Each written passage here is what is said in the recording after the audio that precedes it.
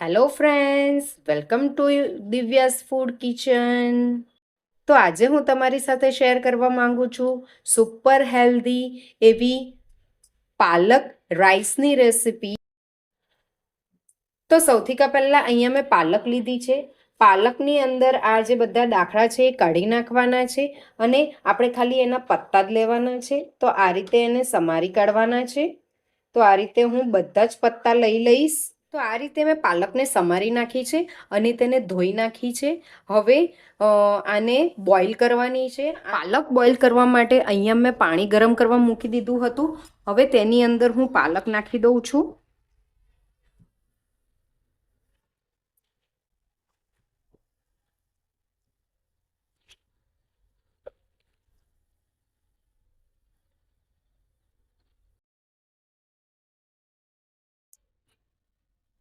પાલકને 3 થી 4 મિનિટ સુધી જ બોઇલ કરવાની છે, એનાથી વધારે તેને બોઇલ કરવાની નથી.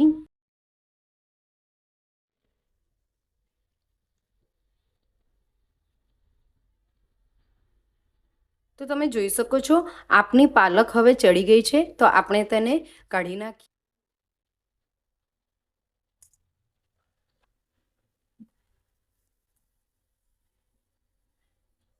જેવું આપણે પાલકને ગરમ પાણીમાંથી કાઢીએ છીએ તેવું તેની ઉપર ઠંડુ પાણી એડ કરી દેવાનું, જેથી એનો ગ્રીન કલર જળવાઈ રહે, એ કાળી પડતી નથી. અહીંયા મેં 2.5 કપ બાસમતી રાઈસ લીધા છે. એને મેં ધોઈને બરાબર વોશ કરી દીધા હતા અને તેને અડધો કલાક સુધી પાણીમાં મેં પલાળી રાખ્યા હતા. તો હવે એને પણ આપણે બોઇલ કરી નાખવાના છે. ચોખા બોઇલ કરવા માટે મેં અહીંયા પાણી ગરમ કરવા માટે મૂકી દીધું હતું અને હવે તે ઉકળી પણ ગયું છે. તો એની અંદર હું ચોખા એડ કરું છું.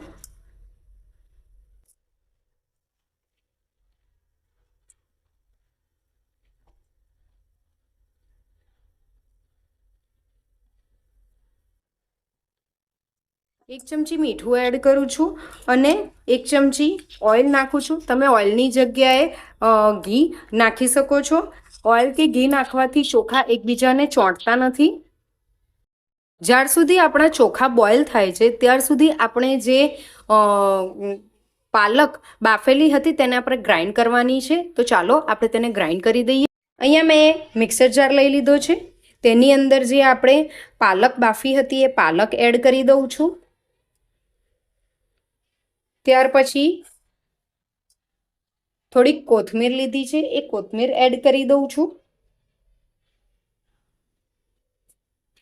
મરચાં લીધા છે, મરચાં એડ કરું છું અને 7-8 લસણની કળી, આદુનો ટુકડો લીધા છે, આદુનો ટુકડો એડ કરું છું. હવે આ બધાને આપણે ગ્રાઇન્ડ કરી દેવાનું છે, એકદમ જ ઝીણું ગ્રાઇન્ડ કરવાનું છે. તો મેં પાલક ગ્રાઇન્ડ કરી દીધી છે. તમે જોઈ શકો છો તેનો કેટલો સરસ એવો ગ્રીન કલર આવ્યો છે. તો આ બાજુ આપણા ચોખા પણ ઓસાઈ ગયા છે, બોઇલ થઈ ગયા છે. તો આપણે તેને પણ કાઢી નાખીએ.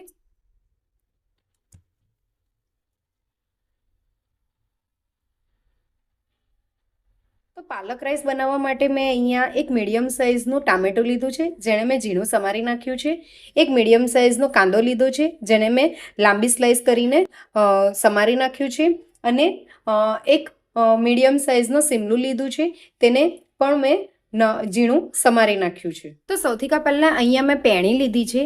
એ પેણીની અંદર હું 2 ટેબલ સ્પૂન ઓઇલ એડ કરું છું.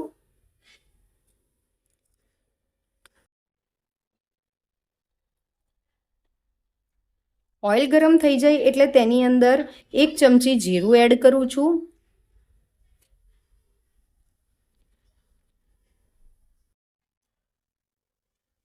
અડધી ચમચી હિંગ એડ કરું છું.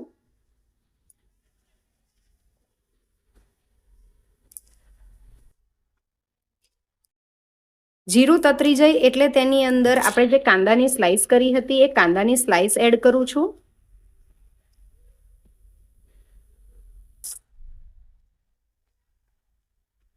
કાંદાને ગુલાબી રંગનો થાય ત્યાર સુધી એને સોતરવાનો છે.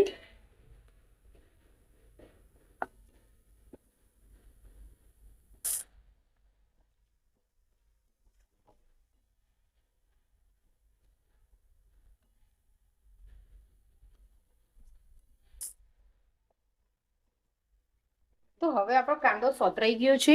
તો હવે આપણે ટામેટું એડ કરવાનું છે. તો ટામેટું નાખી દઈએ.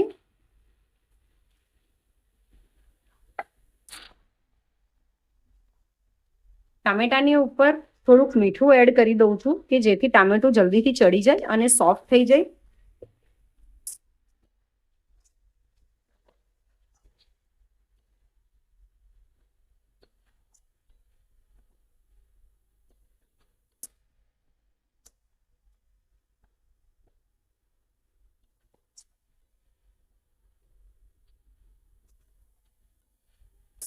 આપણા ટામેટા પણ ચડી ગયા છે. તો તેની અંદર હવે હું શિમલા એડ કરું છું.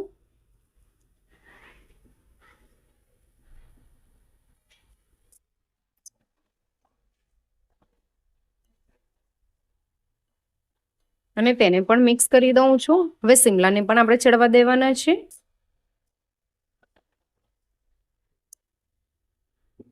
તો આપણા શિમલા પણ હવે ચડી ગયા છે. તો તેની અંદર આપણે જે પાલકની પ્યુરે કરી હતી એ આપણે એડ કરવાની છે.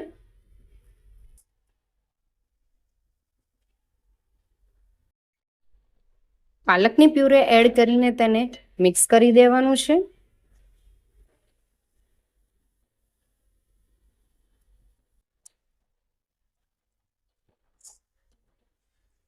મિક્સ થઈ ગયા પછી તેની અંદર આપણે મસાલા કરવાના છે.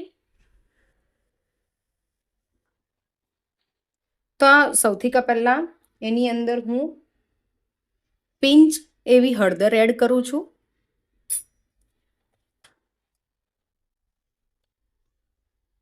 તીખું લાલ મરચું છે. આપણે જ્યારે પ્યુરે બનાવી હતી ત્યારે તેની અંદર ગ્રીન મરચું નાખ્યું હતું, એટલે તીખું તમે તમારા હિસાબથી કરી શકો છો. ધાણા જીરું પાવડર 1 ચમચી એડ કરું છું. 1 ચમચી ગરમ મસાલો નાખું છું.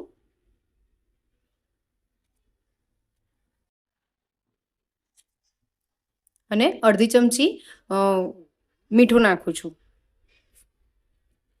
આપણે મીઠું આગળ નાખ્યું હતું એટલે તમે તમારા હિસાબે મીઠું નાખી શકો છો. તમે તમારા ટેસ્ટ મુજબ મીઠું નાખી શકો છો. હવે આ બધાને આપણે મિક્સ કરી દેવાનું છે. પાલકને 1-2 મિનિટ સોટે કરી લેવાની છે જેથી બધા મસાલા એની અંદર સરખી રીતે મિક્સ થઈ જાય.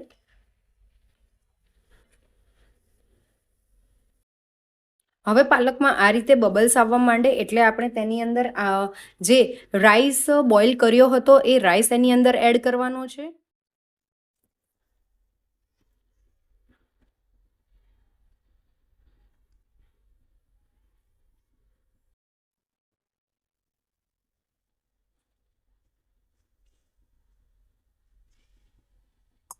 હવે બધું બરાબર મિક્સ કરી દેવાનું છે.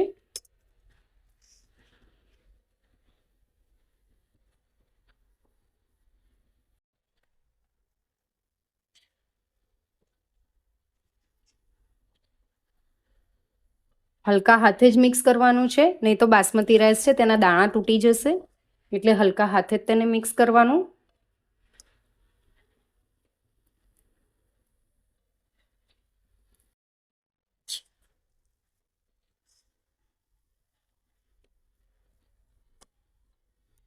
તો તમે જોઈ શકો છો રાઈસને બરાબર મિક્સ કરી દીધો છે.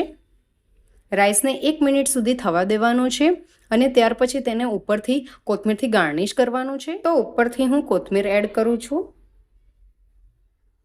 કોથમીરથી ગાર્નિશ કરી દઉં છું. તો આપનો પાલક રાઈસ રેડી છે. તો આપણો પાલક રાઈસ બનીને રેડી છે અને મેં એને સર્વિંગ બાઉલમાં લઈ. તમે જોઈ શકો છો કેટલો જ સરસ એવો એનો કલર છે અને કેવું મસ્ત એ દેખાઈ રહ્યું છે. જોઈને જ મોઢામાં પાણી આવે. સુપર હેલ્ધી એવો આ રાઈસ બનીને રેડી થયો છે. તમે તેને આ રીતે છાશની સાથે સર્વ કરી શકો છો, રાયતાની સાથે સર્વ કરી શકો છો. નાના છોકરાઓને પણ ભાવે એવી આ રેસીપી છે. સુપર હેલ્ધી એવી રેસીપી કેવી લાગી એ કમેન્ટ કરીને જરૂર કહેજો. તો મારી આ રેસીપી જો તમને ગમી હોય તો લાઈક, શેર અને કમેન્ટ કરવાનું ન ભૂલતા. અને જો તમે મારી ચેનલને સબસ્ક્રાઈબ ન કરી હોય તો સબસ્ક્રાઈબ કરો અને બાજુમાં આપેલા બેલ આઇકનને જરૂરથી દબાવજો, જેથી મારી નવી નવી રેસીપી તમારા સુધી સૌથી પહેલાં પહોંચે. Thank you for watching. Bye bye.